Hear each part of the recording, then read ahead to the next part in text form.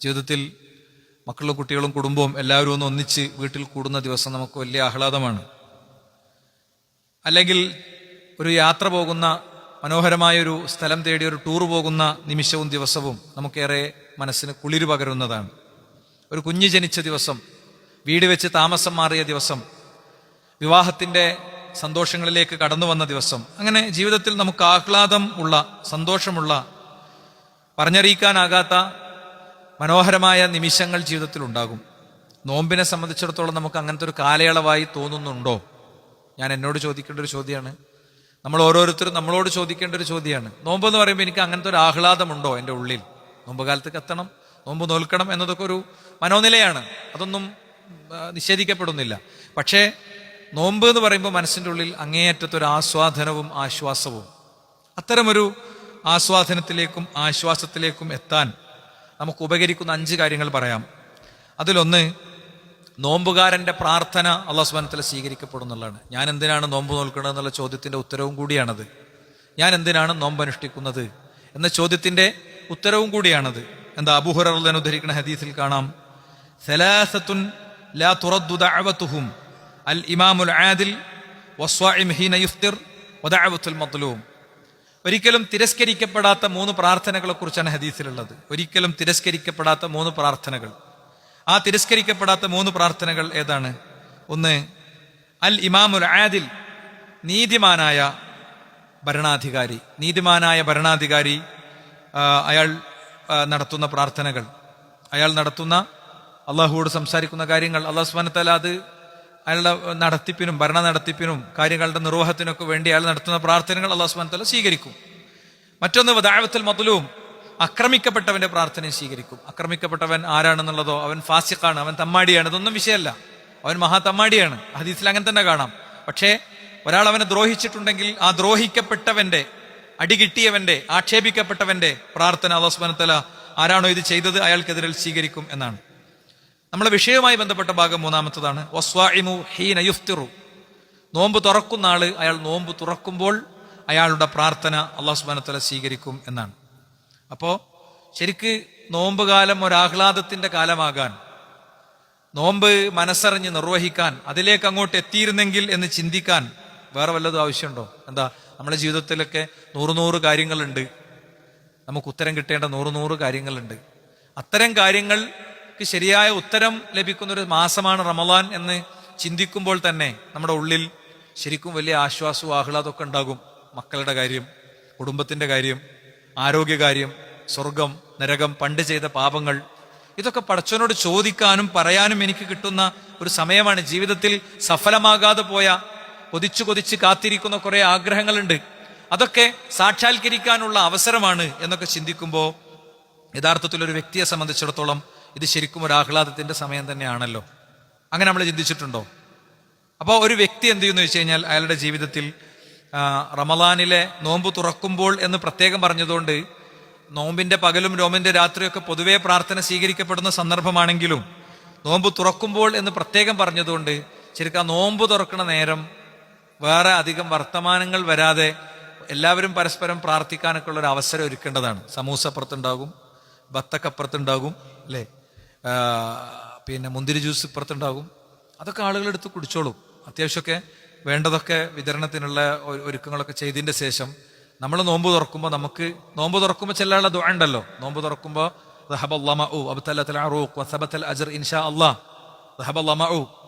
എന്റെ ദാഹം ഇതാ പോയിരിക്കുന്നു, തൊണ്ടയിലേക്ക് വെള്ളം ഇറങ്ങിയിരിക്കുന്നു, എന്റെ ദാഹം പോയിരിക്കുന്നു. പിന്നെ വബതല്ലത്തുൽ അറൂഖ്, എന്റെ നാഡി നരമ്പുകളൊക്കെ നനഞ്ഞിരിക്കുന്നു. 3-ാമത്തെ കാര്യം എന്താ? വസബത്തൽ അജ്ർ, പടച്ചോൻ വിചാരിച്ചാൽ എനിക്കുള്ള പുണ്യം അത് ഉറപ്പിക്കപ്പെട്ടിരിക്കുന്നു, അത് ഉറപ്പിക്കപ്പെട്ടിരിക്കുന്നു. അങ്ങനത്തെ ഒരു സമയമാണിത് എന്ന് പറഞ്ഞതിന്റെ ശേഷം നമുക്ക് ജീവിതത്തിൽ എന്തെല്ലാം കാര്യം പടച്ചവനോട് പറയാണ്ട്. അപ്പൊ 30 ദിവസത്തേക്ക് വേണമെങ്കിൽ 30 കാര്യങ്ങൾ സ്പെഷ്യലായിട്ട് പടച്ചവനോട് ചോദിക്കാം, അല്ലെ? എല്ലാ ദിവസവും ചോദിക്കുന്ന കാര്യങ്ങളോടൊപ്പം ഒരു 2-3-4 മിനിറ്റ് എങ്കിലും അങ്ങനെ നമ്മളൊന്ന് നോമ്പ് തുറക്കുന്ന സമയത്ത് ഭക്ഷണത്തിന്റെയും വിതരണത്തിന്റെയും ബഹളത്തിന്റെയും ഒക്കെ ഇടയിൽ നിന്ന് മാറി എനിക്ക് ചോദിക്കാനുള്ള ദിവസങ്ങളോ നിമിഷങ്ങളാണ് വരുന്നത്.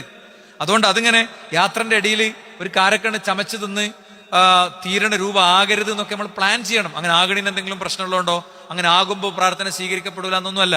മറിച്ച് നോമ്പ് തുറക്കാനുള്ള നേരത്തെക്കുറിച്ച് എന്താ റസൂലുള്ളാഹി സ്വല്ലല്ലാഹു അലൈഹി വസല്ലം പറഞ്ഞേ? അത്താഴം ഏറ്റവും അവസാനത്തേക്ക് വെക്ക വേണ്ട. ബാങ്കിന്റെ സമയമാകണതിന്റെ തൊട്ട് മുമ്പാണ് തീരണേ പോലെയാണ് ആകേണ്ടത്. 3 മണിക്ക് എണീറ്റ് നേരത്തെ കഴിച്ച്, അല്ലെ? നമ്മുടെയൊക്കെ നാട്ടിലുള്ളൊരു സങ്കല്പമാണ് നോമ്പ് തുടങ്ങണതിന്റെ മുമ്പ് വിശപ്പ് തുടങ്ങണം എന്നാ പറയാ. പഴമക്കാരൊക്കെ അങ്ങനെ പറയാം, നോമ്പ് തുടങ്ങണതിന്റെ മുമ്പ് കഴിച്ചതൊക്കെ വിശക്കണം എന്നാ. എന്നാൽ അള്ളാഹുവിന്റെ റസൂൽ സല്ലല്ലാഹു അലൈഹി വസല്ലം അത് ഏറ്റവും വൈകിപ്പിക്കുകയാണ് ചെയ്തത്. നേരത്തെ അത്താഴം കഴിക്കുക എന്നുള്ളത് ജൂതന്റെ സ്വഭാവമാണെന്ന് അള്ളാഹുവിന്റെ റസൂൽ സല്ലല്ലാഹു അലൈഹി വസല്ലം പഠിപ്പിച്ച്. ഇനി നോമ്പ് തുറക്കാൻ നേരാകുമ്പോഴോ ഒരു തരം വസുവാസമൊക്കെ എടുത്തു മനുഷ്യന്മാര്. ഒരു പ്രത്യേക തരം വസുവാസമൊക്കെ എത്തിയിട്ട് ആവശ്യമില്ലാതെ അത് വൈകിപ്പിക്കും. എന്നിട്ടോ കലണ്ടറുകളിലൊക്കെ ഉണ്ടാകും. ഈ കലണ്ടർ ഉണ്ടാക്കിയ ഒരു ഉസ്താദ് ഉണ്ട്. ആ ഉസ്താദ് എന്താ പറഞ്ഞറിയോ? അന്ന് നിഴല് നോക്കിയിട്ടാണ് മൂപ്പര് ഉണ്ടാക്കിയത്. ഞാൻ പറഞ്ഞു ശരിക്കും കേട്ടോളി. അന്ന് നിഴല് നോക്കിയിട്ടാണ് ഉണ്ടാക്കിയത്. ആ നിഴല് നോക്കി ഉണ്ടാക്കിയപ്പോൾ മൂപ്പര് പറഞ്ഞു, ഏതാനും മിനിറ്റ് മഗ്‌രിബിന്റെ ഇശാഇന്റെ ഒക്കെ ഒന്ന് അങ്ങോട്ടും ഇങ്ങോട്ടും ഒന്ന് ഒരു ശ്രദ്ധക്ക് വേണ്ടി നിങ്ങൾ ചെയ്തോളി എന്നതിന്റെ അടിയിൽ എഴുതി വെച്ചിട്ടുണ്ട്. മൂപ്പര് ഉണ്ടാക്കി വെച്ച അന്ന് എഴുതിയ കലണ്ടറിന്റെ കോപ്പി ഇന്നും കിട്ടും. മനസ്സിലായില്ല? അതിൽ എഴുതി വെച്ചിട്ടുണ്ട്. ഇന്ന് നിഴല് നോക്കിയിട്ടല്ല, ഇന്നൊക്കെ വളരെ കൃത്യമായി ശാസ്ത്രീയ കണക്കിന്റെ അടിസ്ഥാനത്തിലാണ്. ഓരോ സ്ഥലത്തുള്ള വെട്ടത്തൂരുള്ളതും കൊണ്ടോട്ടിയുള്ളതൊക്കെ വേണമെങ്കിൽ വേറെ വേറെ കിട്ടും. അത്ര ഷാർപ്പാണ് ഇന്നത്തെ സമയക്രമം. ഓരോരുത്തർക്ക് അവനാന്റെ ഗൂഗിളിൽ കിട്ടണം അത്ര സമയം. ഓരോരുത്തർ അവനാന്റെ ഗൂഗിൾ അനുസരിച്ച് ചെയ്യല്ല വേണ്ടതാ പറഞ്ഞതിന്റെ അർത്ഥം അതല്ല. മറിച്ച് മുസ്ലിം സമുദായം പൊതുവെ എല്ലാവരും സ്വീകരിക്കുന്ന ഒരു സമയം ഉണ്ടാകും. ആ സമയവും കഴിഞ്ഞ് തെറ്റിച്ച് 3 മിനിറ്റൊക്കെ കഴിഞ്ഞിട്ടാണ് ചിലപ്പോൾ ബാങ്ക് കൊടുക്കുക. എന്നിട്ട് മറ്റൊരു ധൃതിയാണ് അറിയാം ചില ചങ്ങന്മാര്, മറ്റൊരു ധൃതിയാണ്. അതുകൊണ്ട് നമ്മൾ നോമ്പ് തുറക്കുന്നത് അത് അതിന്റെ സമയത്ത് തന്നെ തുറന്നൊരു 3-4 മിനിറ്റ് ഇങ്ങനെ പ്രാർത്ഥനകൾക്കൊക്കെ ഒന്ന് വേണ്ടി പ്രത്യേകം ചെലവാക്കണം. അങ്ങനെ എനിക്ക് പ്രാർത്ഥിക്കാൻ ഒരു സമയമുണ്ട് എന്ന് വരുമ്പോൾ അത് വല്ലാത്ത ആഹ്ലാദ. അങ്ങനെ എനിക്ക് പ്രാർത്ഥിക്കാൻ ഈ നോമ്പിന്റെ അറ്റത്ത് ഇത് അവസാനിക്കുന്നിടത്ത് ഒരു ഇടമുണ്ട് എന്ന് പറയുമ്പോൾ ആ അത്താഴത്തിനൊരു മായനുണ്ട്. എന്തിനാ നോമ്പ്? എന്റെ നോമ്പ് എന്തിനാന്നുള്ള ചോദ്യത്തിന് ഇന്ന് ഞാൻ നോറ്റ നോമ്പ് പടച്ചോൻ സ്വീകരിച്ച നോമ്പാകണം. എന്നിട്ട് ഇന്ന് ഞാൻ പ്രാർത്ഥിക്കുന്ന പ്രാർത്ഥന പടച്ചോൻ കേൾക്കണം. അങ്ങനത്തെ ഒരു മാനസികാവസ്ഥ നമുക്ക് സൃഷ്ടിച്ചെടുക്കാൻ കഴിയുമെന്നുള്ളതാണ് ഇതിൽ ഒന്നാമത്തെ കാര്യം. ഇനി രണ്ടാമത്തെ കാര്യം എന്താ അറിയോ? മനുഷ്യൻ ചെയ്ത പാപങ്ങൾ അത് പുറത്തു കിട്ടിയാലേ അവന്റെ ആത്മാവ് അള്ളാഹുവിന്റെ മലക്കുകൾ നല്ല നിലക്ക് എടുക്കുള്ളൂ, അല്ലേ? 2 തരം മരണം ഉണ്ടല്ലോ, 2 തരം മരണമുണ്ട്. റസൂലുള്ളാഹി സ്വല്ലല്ലാഹു അലൈഹി വസല്ലം ഇത് എവിടുന്നാ പഠിപ്പിക്കണത്? പ്രവാചകൻ സ്വല്ലല്ലാഹു അലൈഹി വസല്ലം ഇത് പഠിപ്പിക്കുന്നത് ഒരു ജനാസ കൊണ്ടുപോയിട്ട് മഖ്ബറയിൽ വെക്കാണ്. മഖ്ബറയിൽ വെക്കുമ്പോൾ ബഖീഉൽ ഗർഖദിൽ വെക്കാണ്. അപ്പൊ ഖബറിന്റെ പണി, ലഹദിന്റെ പണി പൂർത്തിയായിട്ടില്ല. അപ്പൊ മയ്യിത്ത് അവിടെ വെച്ചു, പ്രവാചകൻ അവിടെ ഇരുന്നു. ചുറ്റുള്ളവരും കുറെ ആൾക്കാർ ഇരിക്കുന്നുണ്ട്, കുറെ ആൾക്കാർ നിൽക്കുന്നുണ്ട്. നിശബ്ദതയാണ്, വേറെ വർത്താനൊന്നുമില്ല, ഫോണില്ല, വേറെ ബഹളമൊന്നുമില്ല. നമുക്ക് മഖ്ബറിൽ ചെന്നാൽ പോലും എനിക്കും ഇങ്ങൾക്കൊന്നും അങ്ങനത്തെ ഒരു ചിന്തി വികാരമൊന്നും വരൂല. അവരിങ്ങനെ ആലോചിക്കാണ്, ഇത് മൂത്താപ്പാന്റെ മോന്, ഇത് കൂടെ പ്രവർത്തിച്ച ആള്, ഇത് ജ്യേഷ്ഠന്, ഇത് അനിയന്, ഇത് എന്നെക്കാളും പ്രായം കുറഞ്ഞ ആള്, അവരെ മഖ്ബറയാണ്. ഓരോ മീസാൻ കല്ലുകളും അതാണ് പറയുന്നത്. അത് മീസാൻ കല്ലും എഴുതി വെച്ചിട്ടല്ല, മനസ്സിലായില്ലേ? അത് മീസാൻ കല്ലും എഴുതി വെച്ചിട്ടല്ല, മറിച്ച് കൃത്യമായും അവരവിടെയൊക്കെ സിയാറത്തിന് വരുന്നു, ഖബറുകൾ സന്ദർശിക്കുന്നു, പ്രാർത്ഥിക്കുന്നു. അതുകൊണ്ടാണ്. അപ്പൊ ഞാൻ പറയുന്നത്, അങ്ങനെ ഇരിക്കുമ്പോ മലക്ക് ജിബ്രീൽ വന്ന് പ്രവാചകനെ പഠിപ്പിച്ച വിശദമായ ഹദീസിൽ കാണാം, ദുഷിച്ച മനുഷ്യന്റെ ആത്മാവിനെ, തിന്മകൾ നിറഞ്ഞ മനുഷ്യന്റെ ആത്മാവിനെ പുറത്ത് കിടക്കാണ്. അത് പുറത്തേക്ക് ചാടുന്നില്ല. എനിക്ക് സമയം തരൂ, ഞാൻ മാറട്ടെ, ചെയ്യാത്ത കുറെ കാര്യമുണ്ട്, ചെയ്യട്ടെ, നിസ്കരിക്കട്ടെ, നോമ്പ് നോൽക്കട്ടെ, സുബഹിക്ക് ഞാൻ പള്ളിയിൽ പോട്ടെ എന്നീ ആത്മാവ് ഇങ്ങനെ നിലവിളിക്കാണ്. ഈ നിലവിളിക്കണത് മനുഷ്യന് കേൾക്കാൻ പറ്റൂല, മനുഷ്യനല്ലാത്ത പലതിനും കേൾക്കാൻ പറ്റും, ജീവജാലങ്ങൾക്ക് കേൾക്കാൻ പറ്റും എന്ന് റസൂലുള്ളാഹി സ്വല്ലല്ലാഹു അലൈഹി വസല്ലം പഠിപ്പിച്ചു. അപ്പൊ അങ്ങനെ ഒരു മനുഷ്യന്റെ ആത്മാവിനെ കിട്ടാതിരിക്കുമ്പോ മലക്കുകൾ അവന്റെ മുഖത്തും പുറത്തുമൊക്കെ അടിച്ച് ആ റൂഹിനെ അങ്ങോട്ട് പുറത്തേക്ക് എടുക്കും എന്നാണ്. ലോകത്തെ ഏറ്റവും ശ്രേഷ്ഠനായ മുഹമ്മദ് റസൂലുള്ളാഹി സ്വല്ലല്ലാഹു അലൈഹി വസല്ലം തങ്ങളുടെ റൂഹ് എടുക്കുമ്പോൾ പോലും വേദന അനുഭവിച്ചിട്ടുണ്ട്. ആയിഷ ബീവിക്ക് വേദന, ഫാത്തിമ ബീവിക്ക് വേദന ഫീൽ ചെയ്തിട്ടുണ്ട്. ഫാത്തിമ ബീവി പറഞ്ഞിട്ടുണ്ട്, എന്റെ ഉപ്പാക്ക് എന്തൊരു വേദനയാണ്. അതാണ് എന്താണ് മരണത്തിനൊരു രുചിയുണ്ട്. അതാ എല്ലാ മനുഷ്യനും കുല്ലു നഫ്സിൻ ദാഇഖത്തുൽ മൗത്ത്, എല്ലാ മനുഷ്യനും മരണത്തിന്റെ രുചി ആസ്വദിക്കുന്നു പറഞ്ഞു. ലോകത്തെ ഏറ്റവും ശ്രേഷ്ഠനായ പ്രവാചകന്റെ റൂഹിനെ എടുക്കുമ്പോൾ പോലും വേദന ഉണ്ടെങ്കിൽ ഒരു ദുഷിച്ച മനുഷ്യന്റെ ആത്മാവിനെ എടുക്കും എന്തായിരിക്കും സുഹൃത്തുക്കളെ സ്ഥിതി? ഇതൊക്കെ എപ്പോഴായിരിക്കും? ഞാൻ ഇന്ന് രാവിലെ പീസ് റേഡിയോ മോർണിംഗ് ലൈവിൽ ഇരിക്കുമ്പോൾ ഏതൊരു ശ്രോതാവ് മെസ്സേജ് അയച്ചു, പെരിന്തൽമണ്ണയിലെ ബഷീർക്കാക്ക് സുഖമില്ല എന്ന്. മോർണിംഗ് ലൈവ് കഴിഞ്ഞ് 8 മണിക്ക് വാട്സപ്പ് തുറന്നു നോക്കിയപ്പോൾ ബഷീർക്ക് മരിച്ചു. അല്ലാഹു അദ്ദേഹത്തിന്റെ ഖബർ വിശാലാക്കി കൊടുക്കട്ടെ. ഒന്ന് ആലോചിച്ച് നോക്ക്, പെരിന്തൽമണ്ണ ചെല്ലുമ്പോൾ എപ്പോഴും ഉണ്ടാകും അവിടുത്തെ പള്ളിന്റെ ക്ലീനിങ്ങും കാര്യമൊക്കെ ആയിട്ട് അതിന്റെ ഒരു സേവകനായി ജീവിക്കുകയാണ് അദ്ദേഹം. ഒരു ജോലിയായിട്ടല്ലേ ചെയ്യണത്. അത് അതേ പെരിന്തൽമണ്ണ ടോയ്ലറ്റും അതൊക്കെ നോക്കുന്ന ആളുകൾക്ക് അത് അറിയാം. അതൊരു ജോലിയായിട്ടല്ല മൂപ്പര് ചെയ്യണത്, അത്രയും ആത്മാർത്ഥമായിട്ട് ചെയ്യുന്ന ആളാ. ചെറുപ്പക്കാരനാണ് അല്ലേ, ഓടിച്ചാടി നടക്കുന്ന ആളാണ്. ഒരു ചെറിയ അസുഖം പോലുമില്ല, പെട്ടെന്ന് അങ്ങോട്ട് അവസാനിച്ചു. കഴിഞ്ഞ ദിവസം കാളികാവിലുള്ള നമ്മുടെ ഒരു സഹപ്രവർത്തകൻ ബൈക്ക് കയറ്റി വീട്ടിൽ നിന്ന് ഇറങ്ങിയതാണ്, ആക്സിഡന്റായി. നേരം വെളുക്കുമ്പോൾ ആക്സിഡന്റ് ആയി, വൈകുന്നേരം ആയപ്പോഴത്തേനും മരിച്ചു. അത്രയൊക്കെ ഉള്ളൂ. അങ്ങനെ മരിക്കുമ്പോൾ റൂഹിനെടുക്കണ കോലാണ് ഈ പറയണത്. അപ്പൊ ശരിക്കൊരു വിശ്വാസിക്ക് ആഹ്ലാദം ഉണ്ടാവില്ലേ? എന്താ കാര്യം? നോമ്പ് എന്ന് പറയുന്നത് മനുഷ്യന്റെ പാപം പുറത്തിരുന്ന കാര്യമാണ്. അതന്നെ നമ്മളെ പാപമൊക്കെ പുറത്ത് നമ്മൾ ആത്മാവിനെ സ്ഫുടം ചെയ്യുന്ന കാര്യമാണ് അല്ലേ? ഞാൻ കഴിഞ്ഞ ആഴ്ചയും പറഞ്ഞു നമ്മളോട് എല്ലാവരോടും, നമ്മൾ സീറ്റ് ബെൽറ്റ് ഒക്കെ ഇട്ടിട്ട് ഇരിക്കും വണ്ടിയിൽ, നമ്മൾ ഹെൽമെറ്റ് ഒക്കെ വെക്കും. ശരീരത്തിന്റെ സെക്യൂരിറ്റി നമ്മൾ ഉറപ്പുവരുത്തി. ഈ ശരീരം മരിച്ചാൽ ആ ആത്മാവിന്റെ സെക്യൂരിറ്റിയോ? പാപങ്ങളില്ലാതെ അതിനെ മലക്കുകൾ ഇങ്ങനെ എടുത്തിട്ട് ഒന്നാനാകാശത്തേക്ക് എത്തുമ്പോൾ ചോദിക്കും, ഇതാരുടെ മയ്യത്താണ്? അപ്പൊ നമ്മളെ പറ്റി എന്താ പരിചയപ്പെടുത്തുക? നമ്മളെ പറ്റി പരിചയപ്പെടുത്താൻ എന്ത് സൽക്കർമ്മ നമ്മൾ എടുത്തുള്ളത് സഹോദരന്മാരെ? എന്ത് സൽക്കർമ്മ ഉള്ളത്? അപ്പൊ ആ സൽക്കർമ്മങ്ങൾ പറഞ്ഞ് നമ്മളെ പരിചയപ്പെടുത്തണമെങ്കിൽ നമ്മൾ പാപങ്ങളിൽ നിന്ന് മുക്തരാകണം. അതിനുള്ള അവസരമാണ് നോമ്പ് എന്നാണ്. ഫിത്നത്തുർ റജുലി ഫി അഹ്ലിഹി വമാലിഹി വവലദിഹി വജാരിഹി തുകഫിറു ഹസ്വല വസ്സൗം വസ്സദഖ അല്ലേ? റസൂലുള്ളാഹി സ്വല്ലല്ലാഹു അലൈഹി വസല്ലം പഠിപ്പിക്കുകയാണ്. ഈ സഫുകളൊന്നും ക്ലിയർ ആക്കിയിരുന്നോളെ. ചാരി ഇരിക്കേണ്ട ബുദ്ധിമുട്ടില്ലാത്ത ആളുകൾ ഒന്നിങ്ങോട്ട് കയറി ഇരുന്നോളി. ചാരി ഇരിക്കേണ്ട ബുദ്ധിമുട്ടുള്ളവരൊക്കെ ഇതാ ഇവിടെ കഴിവുണ്ട്, ഇങ്ങോട്ട് പോരി മുന്നിക്ക്.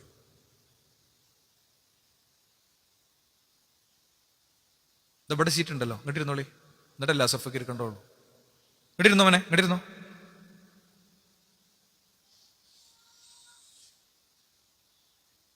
സഫ് തുടങ്ങാൻ നടുക്കെന്നാണ്. നിങ്ങൾ ഇങ്ങോട്ട് നടുക്കേക്ക് ഇരിക്കും. ആ മൂന്നാള് നടുക്കുന്ന ഇങ്ങനെ ഇടത്തുക്കും വലത്തുക്കാണ് സഫ് തുടങ്ങുക. ഒരു ദാഴിക്ക് ഉണ്ടാകാൻ പാടില്ലാത്ത കാര്യം എന്താ പറയുക? ആൾക്കാർ അയാൾ പറഞ്ഞ കേട്ടിട്ടില്ലെങ്കിൽ അയാൾക്ക് നിരാശ ഉണ്ടാകാൻ പാടില്ല. ഒരിക്കലും നിരാശ ഉണ്ടാകാൻ പാടില്ല. അതുകൊണ്ട് എനിക്ക് നിരാശ അല്ലാത്തത്. ഈ സഫിന്റെ കാര്യം പലവരും ആവർത്തിച്ച് ഞാൻ പറഞ്ഞാണ് ഇവിടെ. സഫ് നമ്മൾ എന്ത് ചെയ്യണം? കൃത്യമായി ഇരിക്കണം. സഫിന്റെ പൂർത്തീകരണം നമസ്കാരത്തിന്റെ പൂർത്തീകരണമാണ് എന്ന് പലവരും ആവർത്തിച്ച് ഞാൻ പറഞ്ഞതാണ്. അത് സ്ഥിരം വരുന്ന ആൾക്കാരുടെ അടുത്താണ് ഈ പിഴവ് വരുന്നത്, എപ്പോഴെങ്കിലും വരുന്ന ആളുകളുടെ അടുത്തല്ല. അപ്പൊ അത് മിമ്പറിന്റെ ഉത്തരവാദിത്തമാണ് തിരുത്തൽ കേട്ടോ. നിങ്ങൾക്ക് എന്നോട് എന്തെങ്കിലും പ്രശ്നം ഉണ്ടെങ്കിൽ എനിക്കൊരു പ്രശ്നമല്ല, ഒരു പ്രശ്നമില്ല. ഞാൻ എൻ്റെ ദീനിയായ വാജിബ് എന്ത് ചെയ്തിട്ടുള്ളൂ? നിർവഹിച്ചിട്ടുള്ളൂ. അതുകൊണ്ട് സഫ് ഒരു വിട്ടുവീഴ്ചയില്ലാതെ നമ്മൾ പാലിക്കണം. അഫ്വൻ. അപ്പോ ഫിത്നത്തുർ റജുലി, ഒരു മനുഷ്യന്റെ ഫിത്നകൾ, ഫി അഹ്ലിഹി, അവന്റെ വീട്ടിൽ അവനുണ്ടാക്കുന്ന കുഴപ്പങ്ങൾ. വീട്ടിൽ നമ്മളെ കൊണ്ടുണ്ടാകുന്ന കുഴപ്പങ്ങൾ, മകൻ, വാപ്പ, ഭാര്യ, ഉമ്മ, വല്യമ്മ, വല്ലിപ്പ, ഈ നിലക്കൊക്കെ നമ്മളെടുത്തുനിന്ന് പല ഫിത്തിനി ഉണ്ടാകുന്നുണ്ടാവും. വീട്ടിൽ ഉറപ്പായിട്ടുണ്ടാവും. നമ്മളെടുത്ത് പല കുഴപ്പം വരുന്നുണ്ടാകും. വാപ്പ എന്നുള്ള നിലക്ക് മക്കളോട് സംസാരിക്കുമ്പോൾ ചില പ്രശ്നങ്ങൾ ഉണ്ടാകും ചിലപ്പോ അല്ലേ? മക്കൾ എന്നുള്ള നിലക്ക് വാപ്പാനോടും ഉമ്മാനോടും സംസാരിക്കുമ്പോഴുള്ള പ്രശ്നം ഉണ്ടാകും, പെരുമാറുമ്പോഴുള്ള പ്രശ്നം ഉണ്ടാകും, ഭാര്യ ഭർത്തൃ ബന്ധത്തിലെ പ്രശ്നങ്ങൾ ഉണ്ടാകും.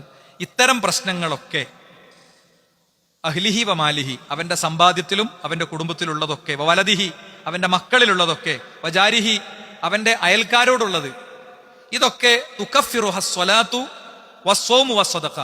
എന്തൊക്കെയാണ് അത് പുറത്തു കൊടുക്കുക? തുകഫിറുഹ, അതിനെ ഇല്ലാതാക്കുന്നതാണ്. 1 നിസ്കാരം, 2 നോമ്പ്, 3 സദഖ. അപ്പോ ശരിക്കും എന്റെ പാപങ്ങളൊക്കെ എനിക്ക് കഴുകിക്കളയാനുള്ള ഒരു അവസരമാണല്ലോ പടച്ചോന് വരുന്നത്. ഇപ്പൊ നമ്മളെ നീയത്ത് ശരിക്കും അതാണ്.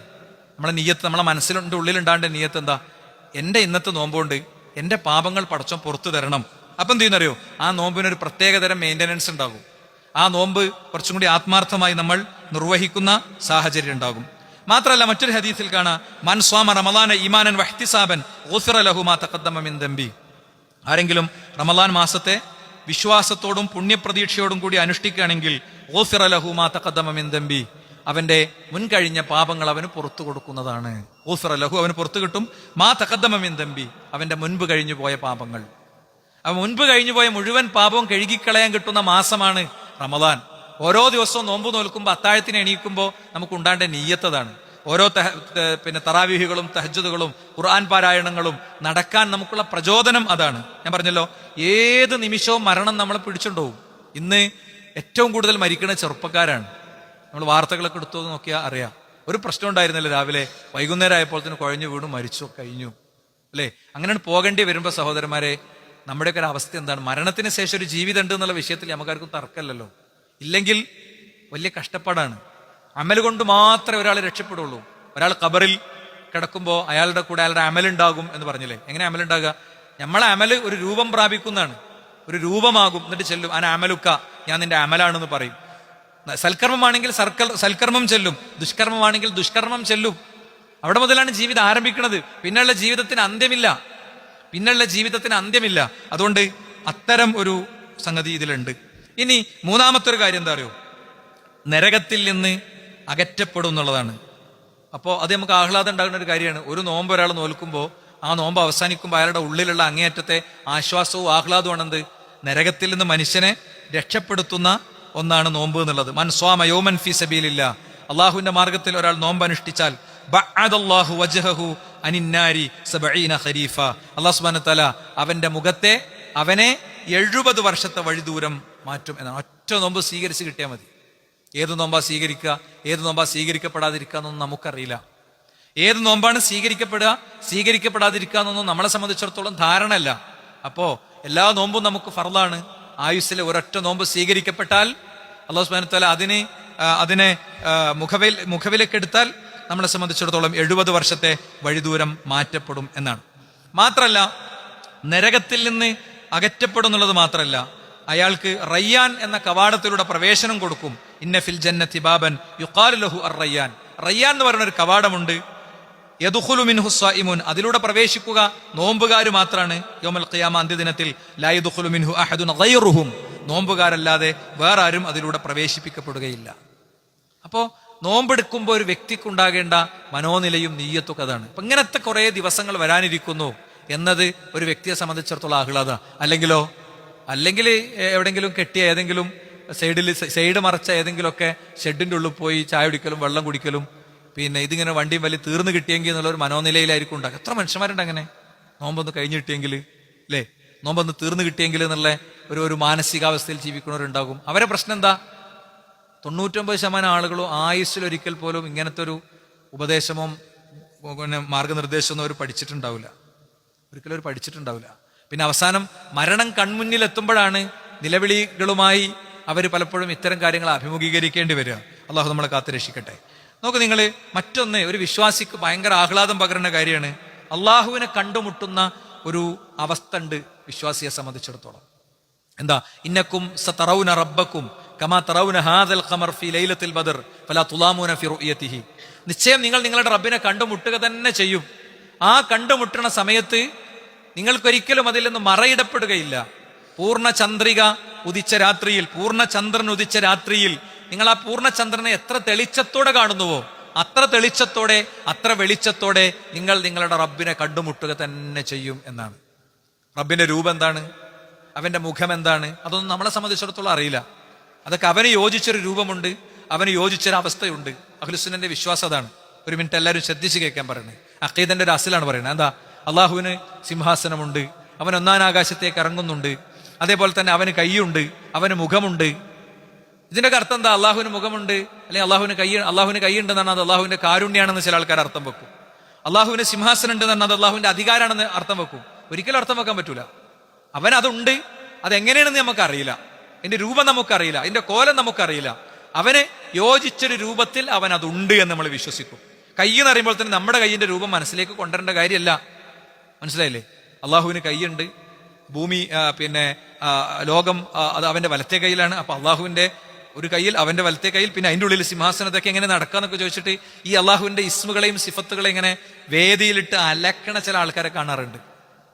എന്താ അറിയോ? ഓരോന്ന് ഉൾക്കൊള്ളാൻ കഴിയുക എന്ന് പറയുന്നത് പടച്ചോൻ തരുന്ന ഒരു തൗഫീഖാണ്. ആ തൗഫീഖ് ഉണ്ടെങ്കിലേ ഉൾക്കൊള്ളാൻ കഴിയുള്ളൂ, അല്ലെങ്കിൽ കഴിയൂല. നിങ്ങൾ ആലോചിച്ച് നോക്ക്, പ്രവാചകനെ അത്രത്തോളം സ്നേഹിച്ചിട്ടും കൂടെ നിന്നിട്ടും അബൂ ത്വാലിബിന് അശ്ഹദു അല്ലാ ഇലാഹ ഇല്ലല്ലാഹ് അശ്ഹദു അന്ന മുഹമ്മദ് റസൂലുള്ളാഹ് എന്ന് പറയാൻ തോന്നിയിട്ടില്ല, ഒരിക്കലും തോന്നിയിട്ടില്ല. അത് പടച്ചോൻ തരുന്ന തൗഫീഖാണ്, പടച്ചോൻ തരുന്ന വേണം, അല്ലാതെ കിട്ടൂല. അപ്പോ നോമ്പുകാരന് അള്ളാഹുവിനെ കാണാൻ പറ്റുന്നതാണ്. ലിസ്വാഇമി ഫർഹത്താൻ, നോമ്പുകാരന് 2 സന്തോഷമുണ്ട്. യഫ്റഹുമാ, അതുകൊണ്ട് അവൻ സന്തോഷിക്കും. ഒന്നെപ്പോഴാ? ഇത് അഫ്തറ ഫരിഹ ബിഫിത്രിഹി, നോമ്പ് തുറക്കുമ്പോൾ ഒരു സന്തോഷമുണ്ട്. ഒന്നാമത്തെ പോയിന്റിൽ നമ്മൾ അത് പറഞ്ഞു. എന്താണ് ആ സന്തോഷത്തിന്റെ മാനദണ്ഡം അല്ലെങ്കിൽ അതിന്റെ അസിൽ എന്ന് പറയുന്നത്? അതിന്റെ അസിൽ എന്ന് പറയുന്നത് അവിടെ പ്രാർത്ഥനയ്ക്കുള്ളൊരു അവസരമുണ്ട്. ജീവിതത്തിൽ ഭയങ്കര വിഷമങ്ങളും പ്രശ്നങ്ങളൊക്കെ കേൾക്കാത്തവർക്ക് വേണ്ടി ഞാൻ പറയാണ്, 30 ദിവസത്തേക്ക് 30 കാര്യം എടുത്തു വെക്കുക. എന്നിട്ട് പടച്ചവനോട് പറയാം. നോമ്പ് തുറക്കുമ്പോൾ സമൂസമ്മയും പിന്നെ എന്താ പറയാ ഉണ്ടപ്പൊരിയൊക്കെ കൂടെ അങ്ങോട്ടും ഇങ്ങോട്ടും ഇട്ടുകൊടുത്ത് കണ്ട് ആക്കല്ല. അതൊക്കെ ഒരാൾ ഇങ്ങനെ പതുക്കെ ചെയ്യുക. അപ്പോഴും അയാളുടെ ഉള്ളിലൊരു പ്രാർത്ഥന ഉണ്ടാകുക. അല്ലേ? നല്ലോണം റബ്ബിനോട് പറയാം. അപ്പൊ അങ്ങനെ എനിക്കൊരു അവസരം ഉണ്ടല്ലോ നോമ്പ് തുറക്കുമ്പോ, ഇതൊന്ന് സ്വീകരിച്ചാൽ ഞാൻ നരകത്തുനിന്ന് രക്ഷപ്പെടുമല്ലോ, എനിക്കിവിടെ ജീവിക്കാൻ പറ്റിയല്ലോ, ഞാൻ വെന്റിലേറ്ററിലായില്ലല്ലോ, എനിക്കിപ്പോ പനി അല്ലല്ലോ, എന്റെ കണ്ണിനെ എനിക്ക് പകൽ നിയന്ത്രിക്കാൻ പറ്റിയല്ലോ, ഇങ്ങനെയൊക്കെയുള്ള സന്തോഷമാണത്. ഇനി രണ്ടാമത്തത് എന്താ? വഇൻദ റബ്ബിഹി, പടച്ചോനെ കണ്ടുമുട്ടുമ്പോഴാണ്. അപ്പൊ നോമ്പ് കൊണ്ട് കിട്ടേണ്ട ഒരു കാര്യം. അപ്പൊ നോമ്പിന്റെ ഒരു നീയത്താണ് ശരിക്കത്. നോമ്പിന്റെ നീയത്തിൽപ്പെട്ടതാണ് എന്ത്? ഞാൻ ഈ നോമ്പ് നോൽക്കുന്നത് അള്ളാഹുവിനെ എനിക്ക് കണ്ടുമുട്ടാൻ വേണ്ടിയാണ്, റബ്ബിനെ എനിക്ക് കണ്ടുമുട്ടാൻ വേണ്ടിയാണ് എന്നതാണ് നോമ്പിന്റെ ഏറ്റവും ശരിയായ ഒരു നീയത്ത്. എന്നാൽ നമ്മളെ നാട്ടിൽ പലപ്പോഴും നമ്മളൊക്കെ പലപ്പോഴും എന്താ ചെയ്യല്? നോമ്പിന്റെ ഒരു നീയത്ത് ഇങ്ങനെ ഉച്ചരിക്കലാണ്. നവയിത്തു അരുണോൽ പറഞ്ഞോളി സോമഗദീൻ അനദാഇ ഫർദ് റമളാന ഹാദിഹി സനതി ലില്ലാഹി തആല. ഇത് എത്രയോ കാലമായിട്ട് നമ്മളിങ്ങനെ ശീലിച്ചു പോന്ന ഒന്നാണ്. ഇസ്ലാമിൽ ഇങ്ങനെ ഉണ്ടോ? ഇസ്ലാമിൽ ഇങ്ങനെയല്ല. വാചകം കൊണ്ട് പറയുന്ന ഒരു ഇതില്ല. വാചകം കൊണ്ട് പറയുന്നത് ആകെ ഹജ്ജിന്റെ ഉംറന്റെ നിയ്യത്തുള്ളൂ. ലബ്ബൈക അല്ലാഹുമ്മ ഉംറതൻ, ലബ്ബൈക അല്ലാഹുമ്മ ഉംറതൻ. അല്ലെങ്കിൽ പിന്നെ ഹജ്ജിന്റെ ഇത് അങ്ങനെയാണ്, ഉംറന്റെ അത് അങ്ങനെയാണ്. അത് വാചകമായിട്ട് തന്നെ പറയണം. അത് എവിടുന്ന പറയാം? അത് പെരീന്ന് തന്നെ പറയലല്ല, അത് അതിന്റെ മീഖാത്തുണ്ട്, അവിടെ എത്തുമ്പോഴാ പറയാം. അത് ഫ്ലൈറ്റിൽ നിന്ന് അനൗൺസ്മെന്റ് വരും. ഇനി നമ്മൾ ഒറ്റക്ക് ഉംറക്ക് പോവുകയാണ്. അപ്പോൾ കോഴിക്കോട് നിന്ന് കയറുമ്പോൾ തന്നെ നമ്മൾ ഇറാമിന്റെ ഡ്രസ്സൊക്കെ ഇട്ടിട്ട് രാത്രി ഇതിൽ ഉറങ്ങിയിട്ടില്ല, ഉറങ്ങും തോന്നുകയാണെങ്കിൽ നമ്മൾ ആദ്യം നിയത്താക്കി വെക്കുക. അത് പടച്ചോൻ തരുന്ന അഫ്വാണ്. പരമാവധി ശ്രമിക്കണം. എലമിലെത്തുമ്പോ അറിയാൻ വേണ്ടി പരമാവധി ശ്രമിക്കണം. എന്നാലോ നിയത്തൊന്നും എടുക്കാതെ എഹ്റാമിൽ പ്രവേശിക്കാതെ മക്കത്തന്നെ ഇറങ്ങിയാലോ അറുത്തു കൊടുക്കണം എന്നാണ്. അത്രയും പ്രധാനമാണ്. ഒരു മൃഗത്തെ ബലി കൊടുക്കണം, എന്നാലേ ഉംറ സ്വീകരിക്കപ്പെടുള്ളൂ എന്നാണ്, ഹജ്ജ് സ്വീകരിക്കപ്പെടുള്ളൂ എന്നാണ്. അപ്പോ ഇസ്ലാമിൽ ഓരോന്നിനും പറഞ്ഞൊരവസ്ഥ ഉണ്ട്. അത് പടച്ചോൻ തന്ന സിലബസ്, അത് അങ്ങനെ എടുക്കണം. നോക്കൂ, നിങ്ങൾ പണ്ഡിതന്മാരൊക്കെ ഇത് കൃത്യമായി പറഞ്ഞിട്ടുണ്ട്. വലം യകുൻ റസൂലുള്ളാഹി സ്വല്ലല്ലാഹു അലൈഹി വസല്ലം വസ്സഹാബഹു യൻതിഖൂന ബിന്നിയ്യ. പ്രവാചകന്റെ സ്വഹാബത്തോ അല്ലെങ്കിൽ റസൂലുള്ളയോ നിയ്യത്ത് ഉച്ചരിക്കാറുണ്ടായിരുന്നില്ല. വലയഖ്തുറു ദാലിക ബിബാലിഹിം അസ്ലൻ ബൽ കാനു ഇദാ ഖാമു ഇല സ്വലാത്തി ഖാമു ഇലൈഹാ ബിഖുലൂബിഹിം വഹിമമിഹിം വഹാദ അംറുൻ ലാ യശുക്കു ഫീഹി ആഖിൽ. അവർ നിസ്കാരത്തിലേക്ക് നിൽക്കുമ്പോൾ അവരുടെ ഹൃദയത്തിലും വിചാരത്തിലുമായിരുന്നു അതുണ്ടായിരുന്നത്. വലം യകുൻ നബി സ്വല്ലല്ലാഹു അലൈഹി വസല്ലം യഖൂലു ഇൻദ ദുഖൂലി ഹി ഫി സ്വലാ. നിസ്കാരത്തിൽ പ്രവേശിക്കുമ്പോൾ പ്രവാചകൻ പറയാറുണ്ടായിരുന്നില്ല നവൈതു അൻ ഉസല്ലിയ സ്വലാത്ത കദാ, ഇന്ന നിസ്കാരം ഞാൻ നിസ്കരിക്കുകയാണെന്ന്. മുസ്തഖ്ബിൽ ഖിബ്ല അർബഅ റകഅത്തിൻ ഇമാമൻ ഔ മഅ്മൂമൻ, ഇമാമായിട്ടോ മഅ്മൂമായിട്ടോ നിസ്കരിക്കണമെന്ന് പറയാറുണ്ടായിരുന്നില്ല. ഫഹാദാലം യുൻഖൽ അൻഹു അഹദുൻ ഖത്തു, ഇത് ഒരാളിൽ നിന്നും ഉദ്ധരിക്കപ്പെട്ടില്ല. വല അന സഹാബിഹി, സ്വഹാബത്തിൽ നിന്നും. വലസ്തഹ്സനഹു അഹദു മിന താബിഈൻ, താബിഈങ്ങൾ ആരും നല്ലതായി കണ്ടിട്ടില്ല. ബൽ ഹുവ മിനൽ ബിദ്അൽ മുസ്തഹദസത്തി ലത്തി ലം യഅ്മുരില്ലാഹു ബിഹാ വറസൂലുഹു, അല്ലാഹു റസൂലും കൽപ്പിക്കാത്ത ബിദ്അത്താണത്. വല ഫഅല അഹദു മിന സ്വഹാബത്തി വല താബിഈന ലഹും ബിഇഹ്സാൻ, സ്വഹാബത്തോ താബിഈങ്ങളോ അത് ചെയ്തിട്ടില്ല എന്നാണ്. മദാരിജു സാലിക്കിലും ഷെയ്ഖ് അത് പറയുന്നുണ്ട്. അന്നിയ്യത്തു മഹ്ലുഹൽ ഖൽബു, നിയ്യത്തിന്റെ സ്ഥാനം ഹൃദയമാണ്. വല യഹ്താജു ഇല തലഫ്ഫുദ് ബിഹാ, അതൊരിക്കലും ഉച്ചരിക്കാൻ പാടില്ല. ഫഇന്ന തലഫ്ഫുദ ബിഹാ ബിദ്അത്തുൻ, ഉച്ചരിക്കൽ ബിദ്അത്താണ്. ലം യഫ്അലഹാ റസൂലുള്ളാഹി സ്വല്ലല്ലാഹു അലൈഹി വസല്ലം വല അസ്ഹാബുഹു, റസൂലുള്ളാഹി സ്വഹാബത്തു അത് ചെയ്തിട്ടില്ല. ബൽ കാന സ്വല്ലല്ലാഹു അലൈഹി വസല്ലം യദ്ഖുലു ഫി സ്വലാത്തി ബിലാ ഖൗലി നിയ്യത്തിൻ, ഒരു വാക്കുകൊണ്ടുള്ള നിയ്യത്ത് ഒരിക്കലും ഉണ്ടായിട്ടില്ല. വല തലഫ്ഫുദ ബിഹാ അസ്ലൻ, ഉച്ചരിക്കുന്ന ഒരു രൂപവും ഉണ്ടായിട്ടില്ല. ഇനി ഇമാം നവവി റഹിമഹുല്ലാഹ് ഇത് പറയുന്നുണ്ട്. ലാ യശ്തറത്തു തലഫ്ഫുദു ബിന്നിയ്യ, നിയ്യത്ത് ഒരിക്കലും ഉച്ചരിക്കൽ ശർത്തല്ല. ബൽ ലൗ ഇഖ്തസറ അലാ അഖ്ദിഹാ ഫി ഖൽബിഹി കഫാഹു, മനസ്സിൽ അയാൾ അങ്ങനെ വിചാരിച്ചാൽ മതി. വഹാദാ ലാ ഖിലാഫ ഫീഹി, അതിൽ ഒരു തർക്കവുമില്ല. അമ്മ തലഫ്ഫുദു ബിഹാ ഫബിദ്അത്തുൻ ലാ അസ്ല ലഹാ, എന്താ ഒരു അടിത്തറയില്ലാത്ത കാര്യമാണ്. ഇമാം നവവി റഹിമഹുല്ലാഹ് രണ്ടാം ഷാഫിയാണ്. ഷാഫി മദ്ഹബ് എന്ന് പറയുന്നവരൊക്കെ ഈ പണി ചെയ്യുന്നവരാണ് കേട്ടോ. ഇനി ഇബ്നു റജബ് അൽ ഹംബലി പറയും അത്തലഫ്ഫുദു ബിന്നിയ്യത്തി ലം യുൻഖൽ അനി നബി സ്വല്ലല്ലാഹു അലൈഹി വസല്ലം വല അൻ അഹദിൻ മിൻ അസ്ഹാബിഹി, പ്രവാചകനിൽ നിന്നോ സ്വഹാബത്തിൽ നിന്നോ നിയ്യത്ത് ഉച്ചരിക്കാന്നുള്ള പരിപാടി വന്നിട്ടില്ല. ബൽ ഹുവ മുഹ്ദത്തുൻ, അത് പുത്തനാണ്, പുതിയതാണ്. വന്നിയ്യത്തു മഹല്ലുഹ അൽ ഖൽബു, നിയ്യത്തിന്റെ സ്ഥാനം ഹൃദയമാണ്. വത്തലഫ്ഫുദു ബിഹാ നൗഉ മിനൽ വസ്വസതി, അത് ഒരു തരം വസ്വാസിൽപ്പെട്ടതാണ്. വത്തകല്ലുഫി, ഒരു തരം കാട്ടിക്കൂട്ടലിൽപ്പെട്ടതാണ്. അല്ലദീലം, അത് അല്ലാഹുവിന്റെ റസൂൽ ശറഅാക്കിയിട്ടില്ല. ലം യശ്റഉഹു അല്ലാഹു റസൂലുഹു, അല്ലാഹു റസൂലും ശറഅാക്കാത്തതാണ്. എത്ര കൃത്യം, പ്രമാണങ്ങൾ ഇഷ്ടം പോലെ കൊട്ടക്കണക്കിന് തെളിവാന്നാ ഞാൻ പറയാം അത്തരം കാര്യങ്ങൾ. അപ്പൊ നമ്മളെ നിയ്യത്ത് എന്താ? നമ്മളെ നിയ്യത്ത് ഈ പറഞ്ഞതൊക്കെയാണ്. എന്താ? എനിക്ക് പാപം പുറത്തു കിട്ടാനാണ് ഈ നോമ്പ്, അതേപോലെ തന്നെ എനിക്ക് സ്വർഗം കിട്ടാനാണ് ഈ നോമ്പ്, റയ്യാൻ കിട്ടാനാണ് ഈ നോമ്പ്, എനിക്ക് അള്ളാഹുവിനെ കണ്ടുമുട്ടാനാണ് ഈ നോമ്പ് എന്ന് ഒരു വ്യക്തി വിചാരിക്കണം.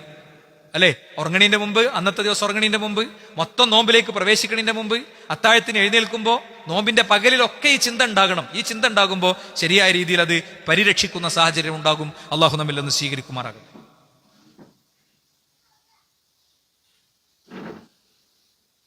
അൽഹംദുലില്ലാഹി വസ്സലാത്തു വസ്സലാമു അലാ റസൂലില്ലാഹി വഅലാ ആലിഹി വസഹ്ബിഹി അജ്മഈൻ. അമ്മാ ബഅദ്.